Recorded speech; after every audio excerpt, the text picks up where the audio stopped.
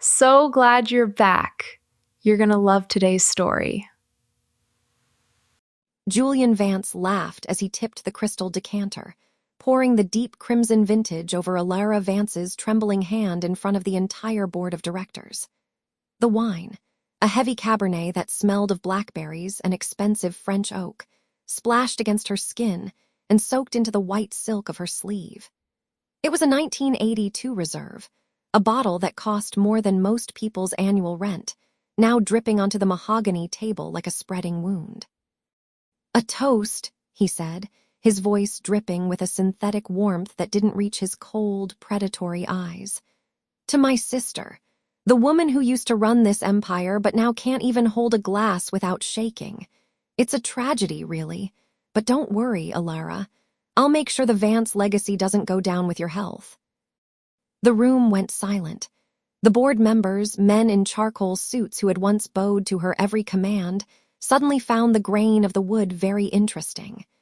Beatrice Vance sat at the far end of the table, meticulously adjusting her pearl necklace, her face a mask of practiced indifference. She didn't look at her daughter. She didn't look at the stain. She only looked at the power shifting toward her son. Elara didn't move. She felt the cold, sticky liquid creeping up her arm, a stark contrast to the heat rising in her chest. 6 months ago, a stroke had nearly stolen her life, leaving her with a slight tremor in her right hand and a voice that sometimes faltered. Julian had used those 6 months to dismantle her authority, painting her as a fragile liability to the shareholders. He had moved into her office, redirected her accounts, and treated the vineyard she had saved from bankruptcy as his personal playground. "You're making a mess, Julian," she said. Her voice was quiet but steady. It was the voice of a woman who had spent a decade negotiating with international distributors while he was still blowing his inheritance in Vegas. He leaned in closer, the scent of his expensive cologne, something sharp and metallic invading her space. "I'm cleaning up a mess, dear sister. You're a ghost in a designer dress. You belong in a garden or perhaps a quiet room with a view, not in a boardroom. The doctors say stress is bad for you. I'm simply being a devoted brother by taking the burden off your hands." He signaled to a server, who rushed forward to wipe the table, but he waved the man away from Elara. He wanted the stain to stay. He wanted everyone to see her marked by her own supposed incompetence. Leo Vance, sitting to Julian's left, shifted uncomfortably. He was the younger brother, the one who had always looked up to Elara, but now he wouldn't meet her gaze. He was watching the way the board members nodded along to Julian's silent cues. The power dynamic had inverted so completely it felt like vertigo. "The insurance fraud, Julian," she whispered, low enough that only he could hear. "I know about the fire at the northern cellar." His smirk didn't falter, but his eyes hardened into flint. He didn't deny it. He didn't need to. In this room, his word was the only one that carried weight. "Memories are tricky things for people in your condition, Elara. I'd be careful about making accusations. People might think you're having another episode." He turned back to the board, his posture radiating the casual confidence of a man who had already won. "As I was saying, the restructuring will begin on Monday. Elara will be taking an indefinite leave of absence to focus on her recovery. I'm sure we all wish her the very best." A murmur of polite, hollow agreement rippled through the room. It was the sound of a funeral for a career she had built with her own blood and sweat. Elara stood up. Her right leg felt heavy, a lingering ghost of the paralysis, but she forced herself to move with a grace that defied her diagnosis. She didn't wipe the wine from her hand. She let it dry, a crimson badge of the war that had just been declared. She walked toward the door, her heels clicking against the marble floor with a rhythmic finality.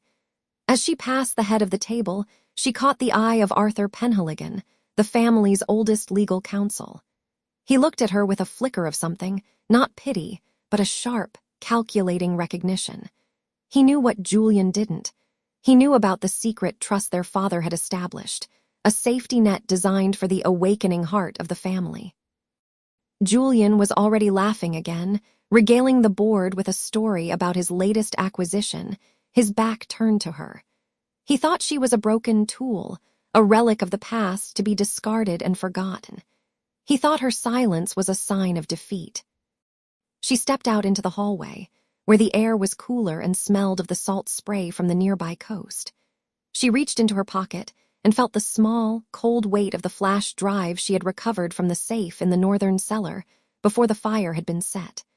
Julian thought he had burned the evidence of his greed. He thought he had buried her under the weight of her own body's betrayal. But as she looked down at the wine stain on her white silk cuff, Elara didn't feel like a victim. She felt like a predator who had finally found the scent. She pulled out her phone and dialed a number she hadn't called in years. "Arthur," she said, her voice dropping into a register of cold, absolute certainty. "I need you to meet me at the old cottage and bring the Penhaligon files. It's time we discuss the true ownership of the vines." She ended the call and looked back at the closed boardroom doors. The silence of the vines was over. The harvest was coming, and Julian Vance had no idea how much he was about to lose. The next morning, the air at the old cottage smelled of damp cedar, and the ghostly, lingering scent of wood smoke drifting from the valley where the northern cellar still smoldered. Elara Vance sat on the porch, her fingers tracing the rough, peeling paint of the railing. The stroke had left a phantom heaviness in her left side, a sluggishness that Julian mocked, but her mind was a razor, sharpened by the cold realization that her husband hadn't just moved on, he had attempted to erase her. Arthur Penhaligon arrived at precisely 8. The sound of his sedan's tires crunching on the gravel was a steady, rhythmic intrusion into the morning quiet. He stepped out of the car, clutching a worn leather briefcase that looked as if it belonged in a different century. The elderly lawyer didn't offer a hollow greeting. He simply looked at Elara, his eyes heavy with the weight of decades of secrets. "You're sure about this?" Arthur asked as they moved into the small, cramped kitchen. The room smelled of dust and dried herbs. He spread the yellowed documents across the scarred wooden table. "If we open this door, Julian will burn the world down before he lets you take the vineyard. He believes the trust died with your mother." Elara touched the seal on the Penhaligon files, the wax cold and brittle under her thumb. "He already tried to burn me, Arthur. He failed." She reached into her pocket and placed the flash drive on top of the documents. "This contains the digital ledger from the northern safe. It proves Julian has been inflating the value of the Vance brand while siphoning the actual profits from my mother's original vines into offshore accounts. It's insurance fraud on a global scale." Arthur adjusted his spectacles, his breath hitching as he scanned the first page of the trust. He's a fool. He thought the land was his because he signed the tax returns. He never realized the soil itself was held in a private lineage trust that bypasses marital property laws. A sharp chime from Elara's phone broke the silence. She looked down to see a notification from her banking app. Access denied. Her pulse quickened. She tried her secondary credit card. Declined. Julian had moved fast. He wasn't just waiting for her to fade away, he was cutting the oxygen. The roar of a high-performance engine shattered the peace of the hillside. A sleek, charcoal-gray SUV pulled into the dirt drive, looking utterly out of place against the weathered cottage. Julian stepped out, his tailored linen suit crisp and arrogant. Beatrice Vance followed him, her designer heels sinking into the soft mud with every step, a look of profound disgust etched onto her face. "I told you she'd be here," Beatrice said, her voice carrying a sharp, nasal edge. She flicked a stray hair from her shoulder, her diamond tennis bracelet catching the morning sun. "Living like a squatter in this hovel. It's embarrassing, Julian. What if the board sees her?" Julian didn't look at the cottage. He looked at Elara as if she were a stain he had forgotten to scrub.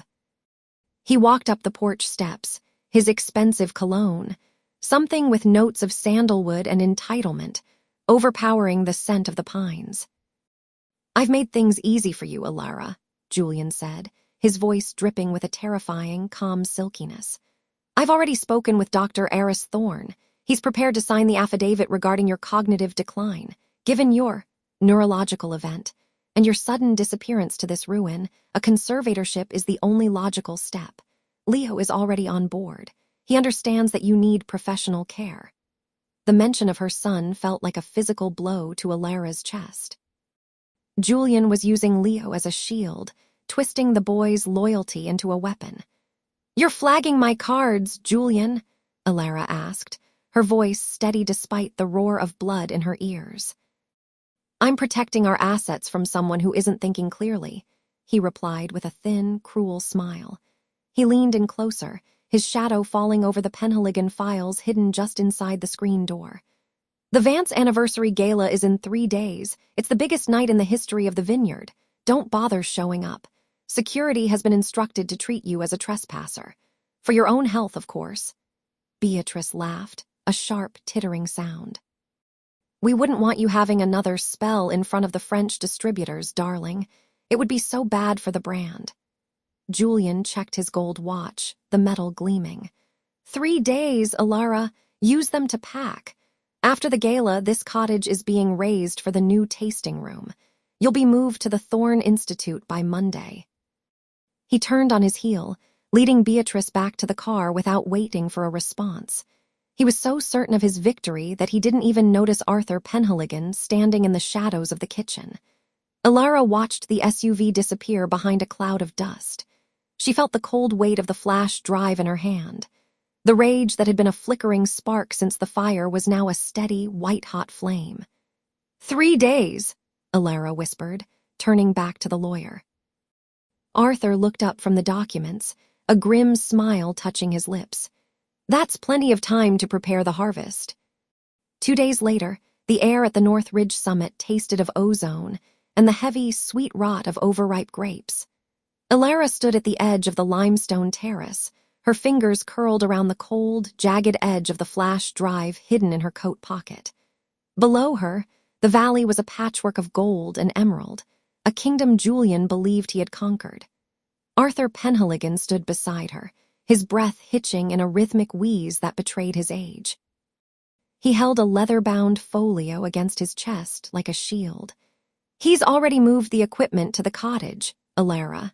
The demolition permits were filed this morning under an emergency safety clause. He's telling the board the structure is a fire hazard." "He's always been fond of fire," she murmured, her voice steady. The tremor that had plagued her right hand since the stroke was gone, replaced by a cold, vibrating stillness. "Does he know about the North Ridge deed?" "He thinks the original was lost in the 2018 office fire," Arthur said, a grim spark of satisfaction in his eyes.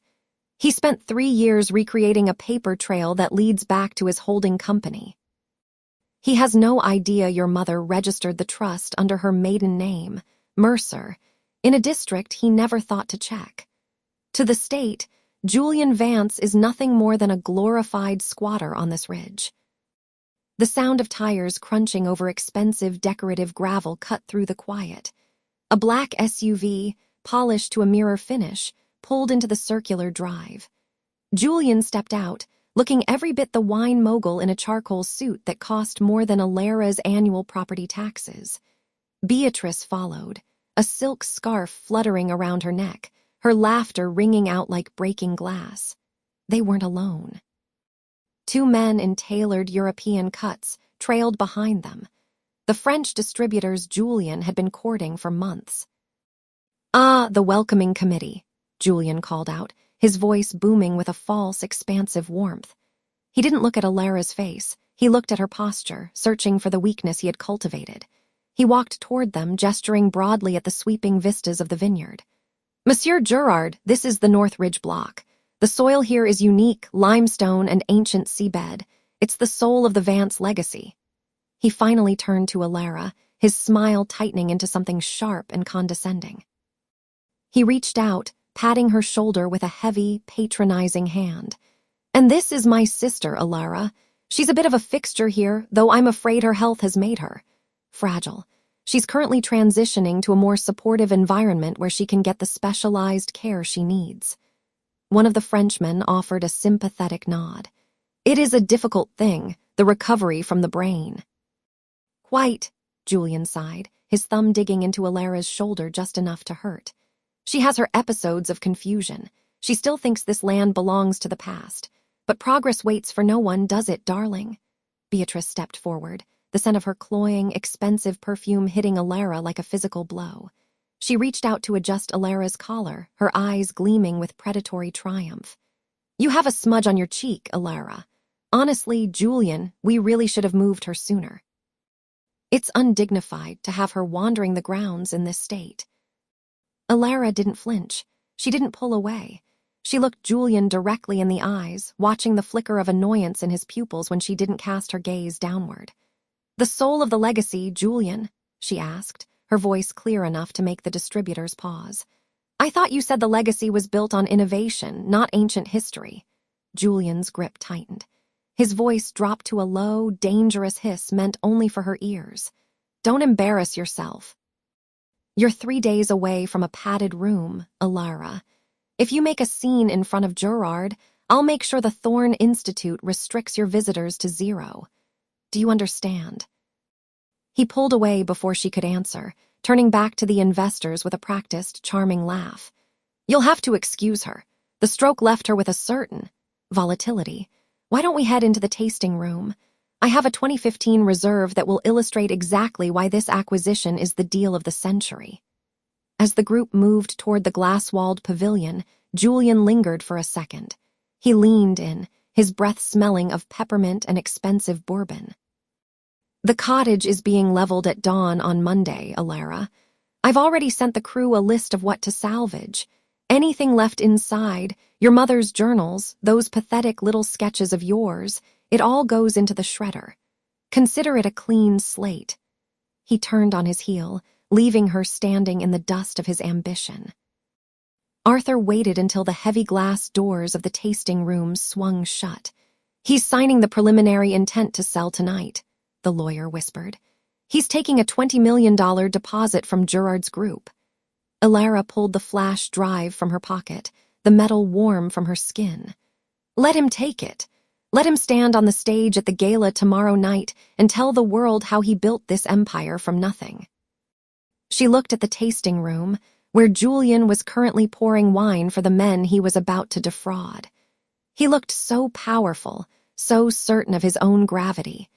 He didn't realize that he had just handed her the final piece of the rope she needed to hang him. "Arthur," she said, her eyes fixed on Julian's silhouette through the glass, "call the forensic accountant. I want the insurance records from the 2018 fire cross-referenced with the equipment list Julian just filed for the demolition. He's trying to claim the same loss twice." "And the deed?" Arthur asked. Elara felt a cold, sharp smile touch her lips, the first real smile in years. "We saved the deed for the toast. I want him to feel the exact moment the floor vanishes beneath his feet. I want him to realize that while he was busy planning my funeral, I was busy reclaiming my life." She turned away from the view, walking toward the old service path. Behind her, in the tasting room, a burst of laughter erupted as Julian toasted to a future that was already turning to ash. 24 hours remained. The harvest was ready, and Elara Vance was finally ready to reap. The day before the harvest gala, the estate felt less like a vineyard and more like a stage being set for a public execution. Elara stood on the mezzanine of the main fermentation hall, watching as workers polished the massive stainless steel tanks that Julian had bragged were the future of the Vance legacy. The air here was thick with the scent of ozone and industrial cleaner, a sharp, sterile contrast to the earthy, sweet smell of the crushed grapes waiting in the cooling sheds. Julian was below, holding court with a group of local journalists. He looked every bit the visionary, his hand resting casually on a vat that Elara knew, thanks to the forensic team, had already been paid for by an insurance settlement 5 years ago.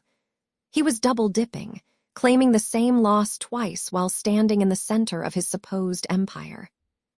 "It's about resilience," Julian's voice boomed, echoing off the high rafters.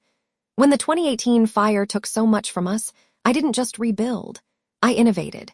This equipment represents the triumph of the Vance name over adversity." Elara felt a cold knot of fury tighten in her chest. He was using the very tragedy he'd engineered to sell his narrative of the self-made titan. She descended the stairs, her heels clicking rhythmically against the metal grate, a steady, predatory sound that Julian didn't even notice.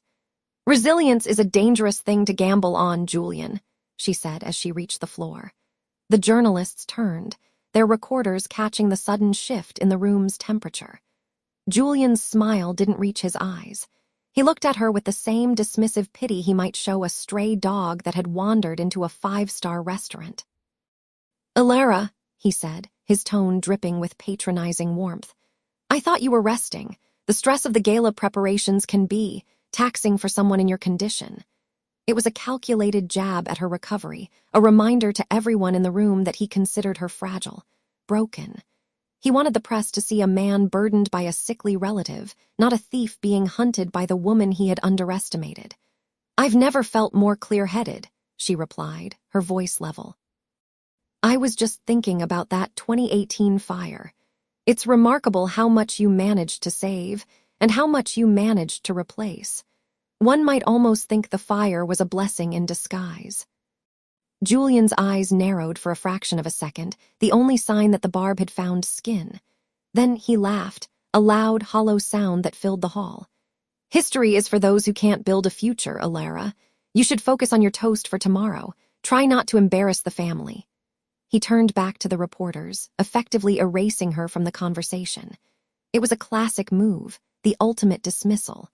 But as she walked away, Elara felt the weight of the digital recorder in her pocket. She had just captured him claiming the new equipment was a direct result of the fire losses. The final verbal confirmation, Arthur, needed to link the fraudulent insurance claims to the current assets. Later that afternoon, she met Arthur Penhaligon in the quiet sanctuary of the old library. The room smelled of beeswax and ancient leather, a world away from the sterile steel of the fermentation hall. The lawyer laid out a series of documents on the mahogany table. "The forensic accountant finished the cross-reference," Arthur whispered. "The serial numbers on the tanks in the hall match the destroyed inventory from the 2018 claim. He didn't even bother to scrub the records. He was that sure no one would ever look." Elara traced the edge of the original deed, the parchment rough and cool under her fingertips. "He thinks he's untouchable because he's spent years making me feel invisible." "The board members are all confirmed for tomorrow night," Arthur added. "Even Beatrice has been bragging about the monumental announcement Julian is going to make. She's already picked out her jewelry for the occasion." "He's going to announce the demolition of the old cellar," Elara said, looking toward the window where the sun was beginning to dip behind the hills, casting long, jagged shadows across the vines. "He thinks he's clearing away the past. He doesn't realize he's just digging his own grave." The countdown was no longer in days, but hours. As the house settled into a tense, expectant silence, Elara sat in the dark, watching the lights of the gala tents being tested on the lawn. Tomorrow, the harvest would be gathered, and Julian Vance would finally learn the cost of everything he had stolen. The evening of the harvest gala arrived with a heavy, atmospheric stillness that felt more like a physical weight than a lack of breeze.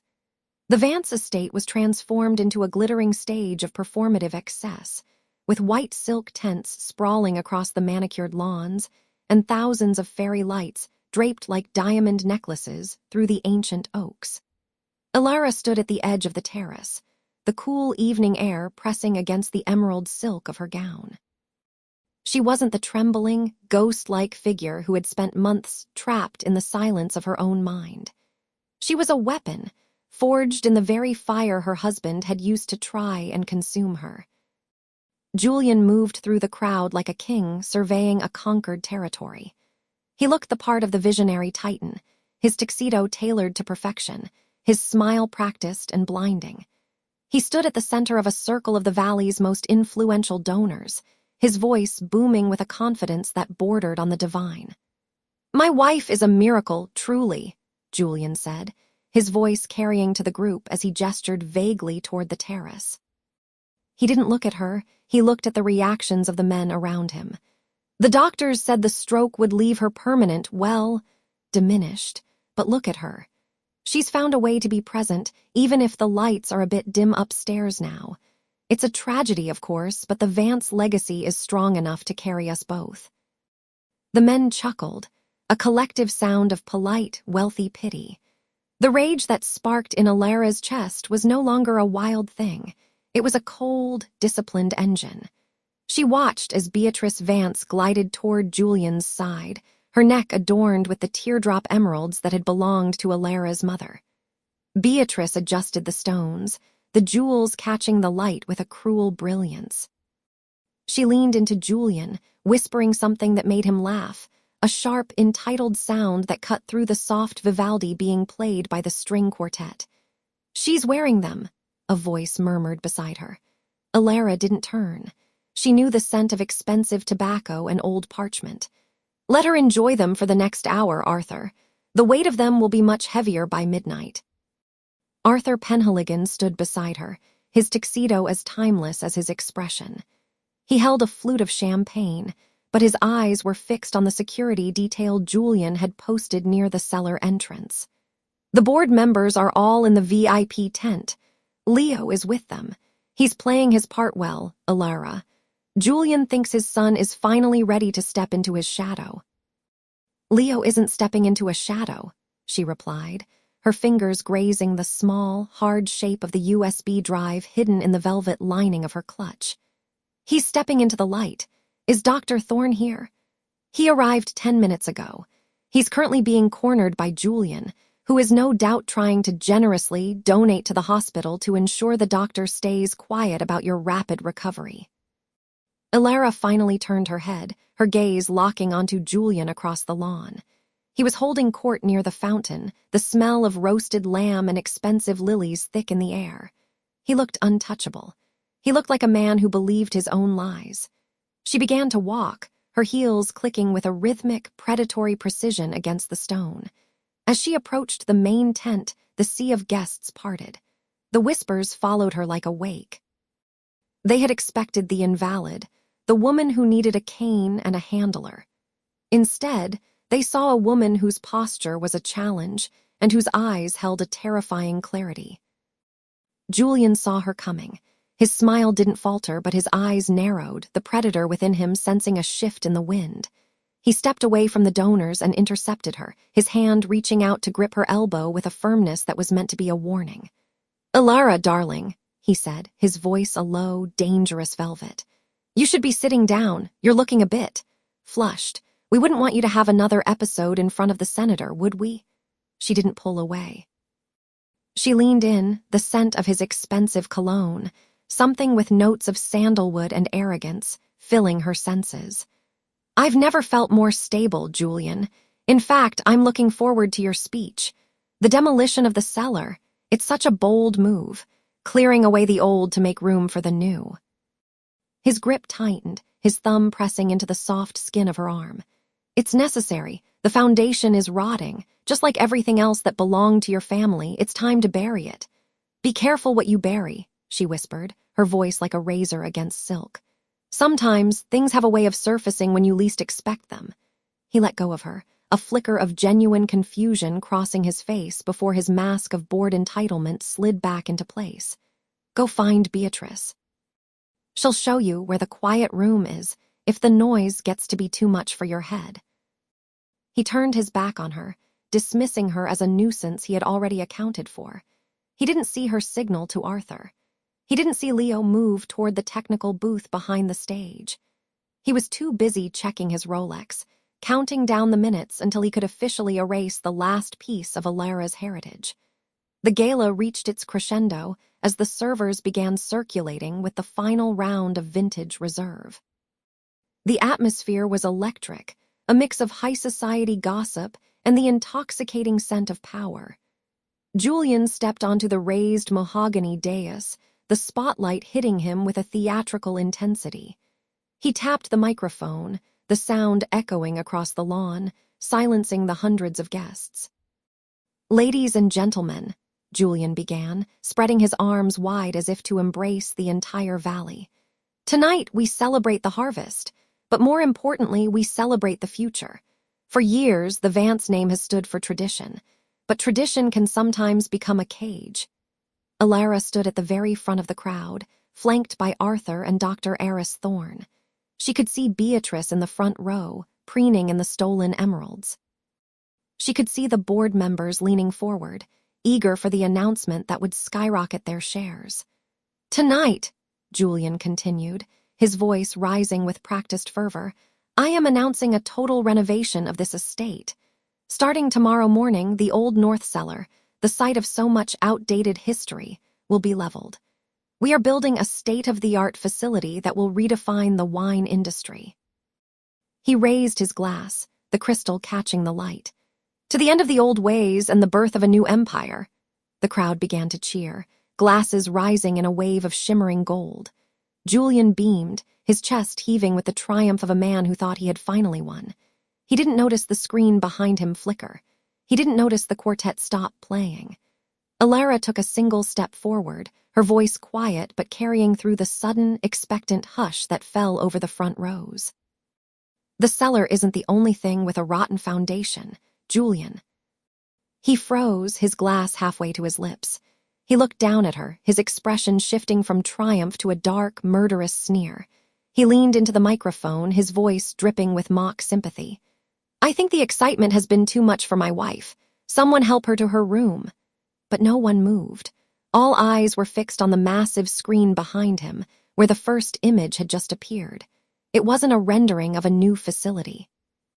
It was a high-resolution scan of a ledger, one that Julian Vance had spent 10 years trying to burn.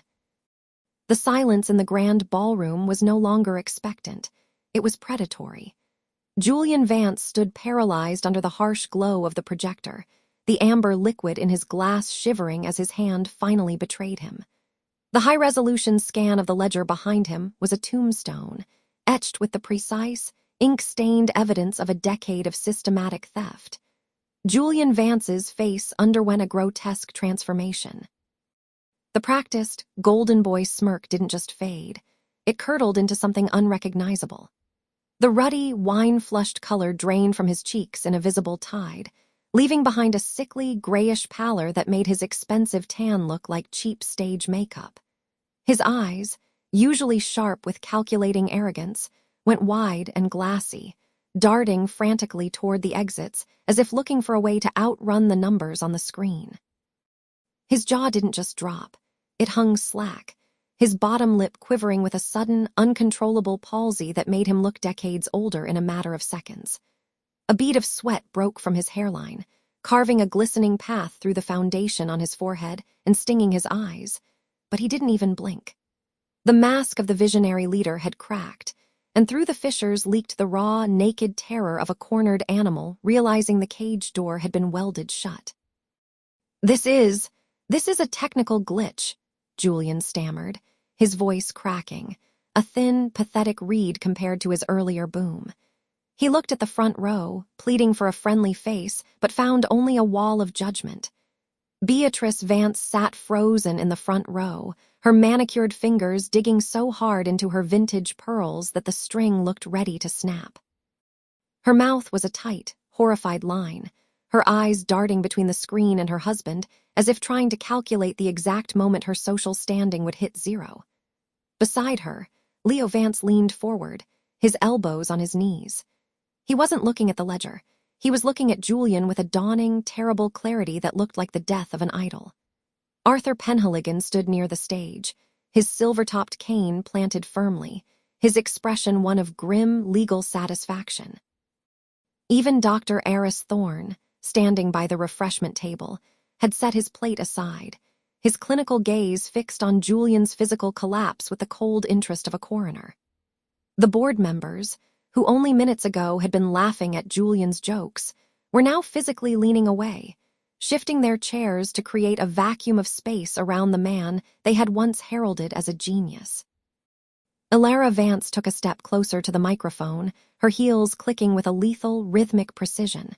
She didn't look at the screen. She didn't need to. She knew every forged signature and every hidden account by heart. "It wasn't just the insurance fraud, Julian," Elara said, her voice cool and steady, cutting through the heavy scent of lilies and expensive cologne. "It was the secret trust, the one my mother set up for the vineyard's preservation. You didn't just spend the money, you tried to erase the woman who earned it." "You're sick, Elara," Julian hissed, a desperate final attempt at gaslighting. He reached for her arm, his fingers clawing at her silk sleeve, but she stepped back with a look of such profound revulsion that he recoiled as if burned. "Someone get her out of here. She's had a relapse, the stroke. It's affected her mind." But no one moved.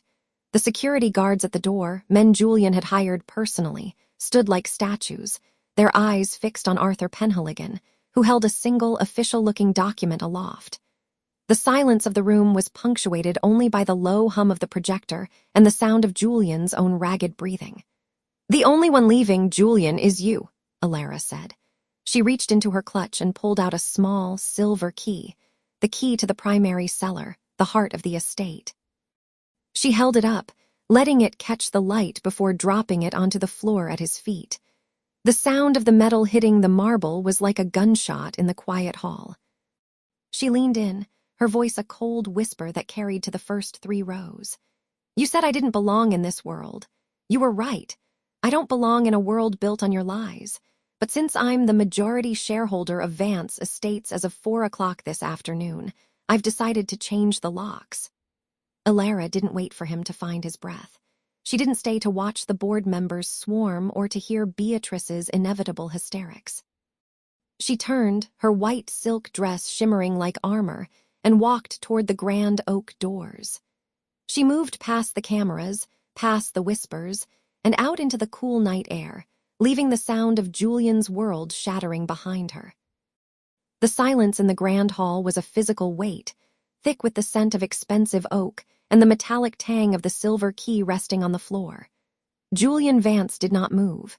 He stared at the spot where his sister had stood, his chest heaving beneath his bespoke tuxedo. The cameras, once his allies in documenting his triumph, were now vultures circling a fresh kill. The hum of the projector was the only sound, casting the legal proof of his fraud in harsh light against the far wall. Julian's face underwent a violent, silent transformation. The arrogant flush of victory drained away, leaving his skin the color of curdled cream. A fine tremor started at the corner of his left eye, a frantic twitch that he could not suppress no matter how hard he clenched his jaw. His mouth hung slightly open, the lower lip glistening with a sheen of cold sweat that had broken out across his brow. The veins in his neck corded like rusted wires, and for a moment he looked decades older, the mask of the successful mogul finally shattering to reveal the hollow, terrified man beneath. He looked less like a titan of industry and more like a cornered animal realizing the cage had been locked from the outside. Beatrice Vance gripped the back of a velvet chair, her knuckles white enough to match her pearls. Her eyes darted toward the exit, already calculating the social cost of remaining by his side. Beside her, Leo Vance stood perfectly still, his gaze fixed on the silver key. He looked as though he were seeing his father for the first time, the golden child worship dying in the cold air of the hall. Dr. Eris Thorne stepped back into the shadows of a marble pillar, his face unreadable but his distance purposeful. The board members, men who had toasted to Julian's health only minutes prior, were now huddled in a frantic, whispering knot, their bodies physically leaning away from him as if his failure were contagious. Arthur Penhaligon stepped forward, his polished shoes clicking softly on the marble. The elderly lawyer did not look at the man he had served for decades. He looked at the board of directors. He pulled a thick, leather-bound folder from his briefcase, the physical manifestation of Julian's nightmare. "The transfer was executed at precisely 4 o'clock this afternoon," Arthur said, his voice dry and clinical, cutting through the rising murmurs. "The Mercer Trust, which holds the controlling interest in Vance Estates, has been fully restored to its rightful beneficiary. The documents on the screen are merely the beginning. The forensic audit is already underway." "This is a lie," Julian finally found his voice, though it came out as a strangled, high-pitched rasp. He lunged toward the head table, his hand sweeping a crystal decanter of 1945 reserve onto the floor.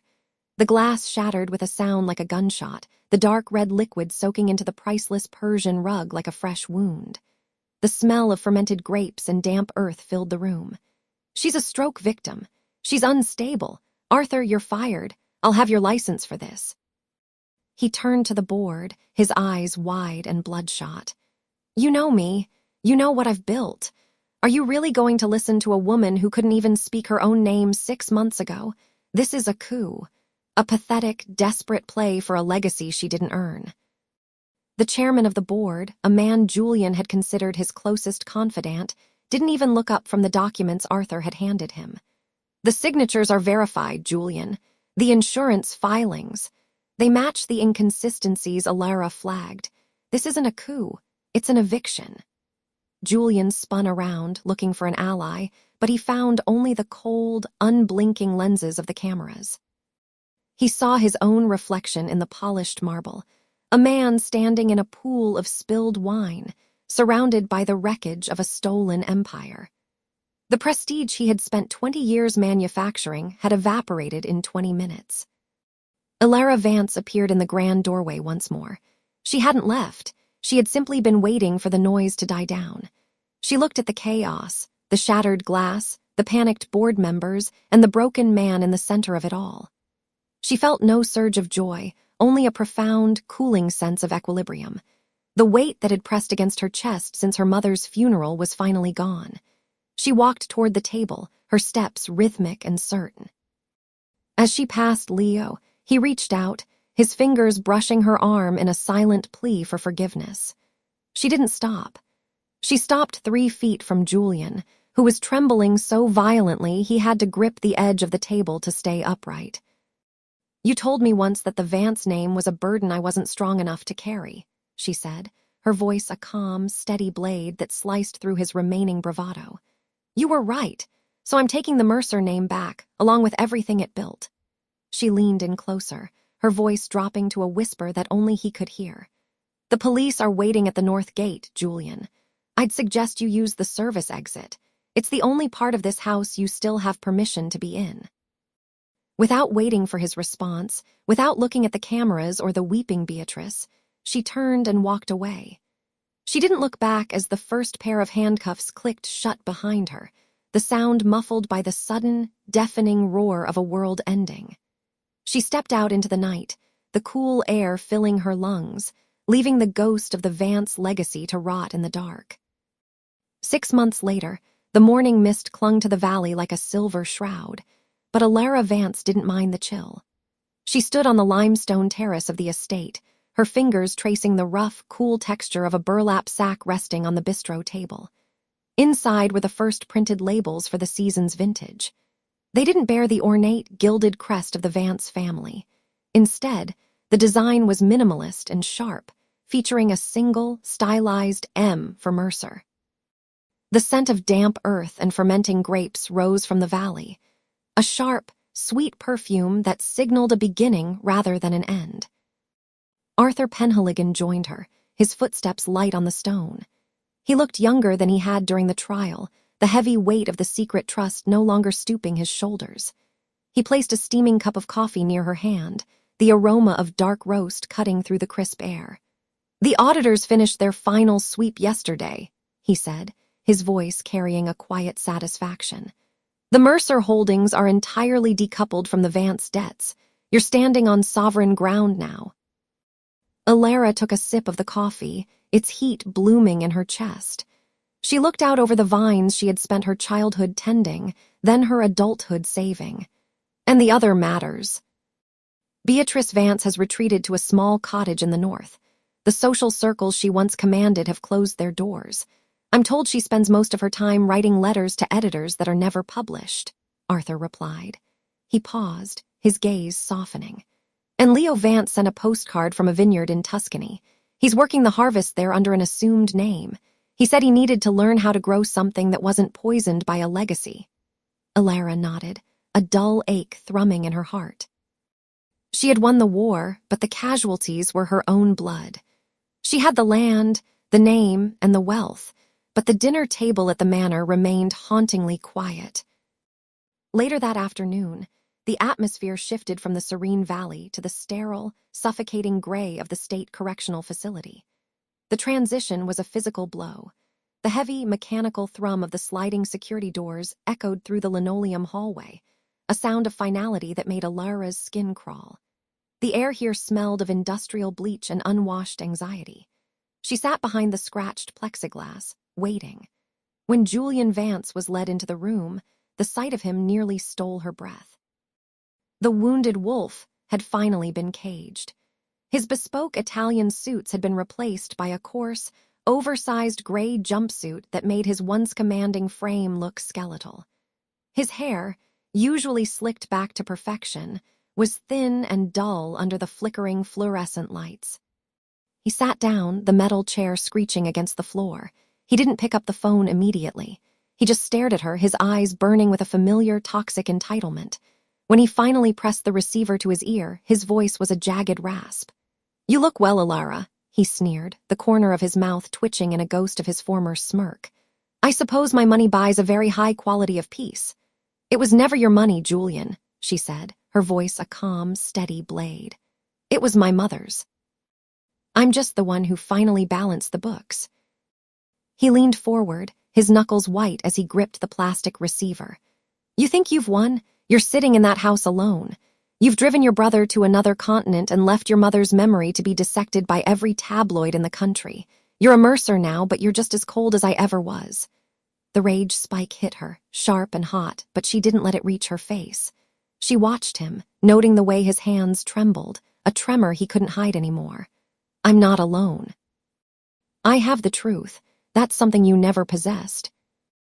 "The truth is a poor companion in a house that big," he spat, his eyes darting to the guard behind him before returning to her with a desperate intensity. "I'll be out on appeal in a year. The insurance fraud charges won't stick once I reveal who else was on the payroll. I'll come back for what's mine." Elara leaned in, her shadow falling over him through the glass. "That's the secret, Julian. You still think things can be bought, but I've already sold the Vance name to a liquidation firm. By the time you get out, the only place that name will exist is on a rap sheet." She stood up, the finality of the movement silencing his next protest. She didn't wait for him to speak again. She walked away, the sound of his muffled shouts dying behind the heavy steel door. As she drove back toward the estate, the sun began to set, painting the Mercer vines in shades of deep violet and gold. She stopped the car at the entrance, looking up at the new wrought iron gate. The Mercer name caught the dying light, glowing fiercely against the darkening sky.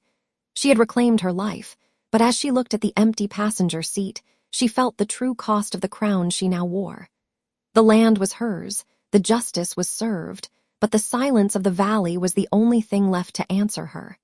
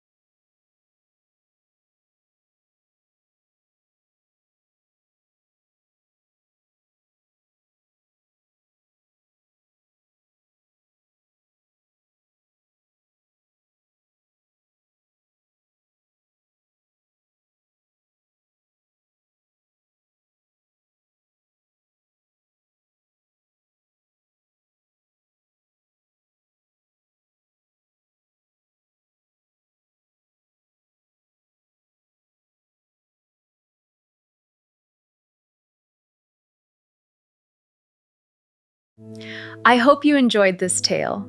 Please subscribe to support the channel. Goodbye for now.